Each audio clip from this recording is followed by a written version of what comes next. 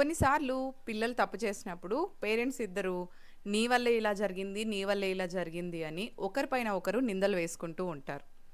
ఇలా నిందలు వేసుకోవడం వల్ల ఫస్ట్ పిల్లలకి ఒక కన్‌ఫ్యూజన్ వస్తుంది. నిజంగా ఈ మిస్టేక్ నేనే చేశానా? అలా చేస్తే అమ్మా, నాన్న ఎందుకు ఫైట్ చేసుకుంటున్నారు? అంటే ఆ తప్పు నాది కాదు. వాళ్ళిద్దరిలో ఎవరో పొరపాటు చేయడం వల్ల ఈ తప్పు జరిగింది అని, జరిగిన దాన్ని బట్టి వాళ్ళు చాలా ఈజీగా తీసేసుకుంటారు.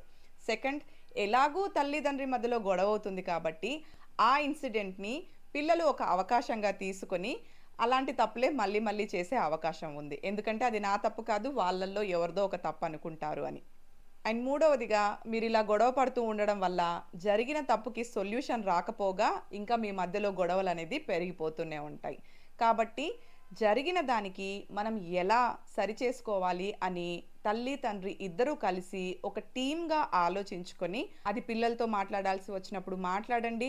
వాళ్ళకి తప్పుని క్లియర్‌గా ఎక్స్‌ప్లెయిన్ చేసి సరిచేయండి. అంతేకాని పిల్లల ముందు తప్పు నీ వల్ల, నీ వల్ల అని పోట్లాడుకోవడం వల్ల అక్కడ జరిగిన తప్పుకి సొల్యూషన్ ఏది రాదు.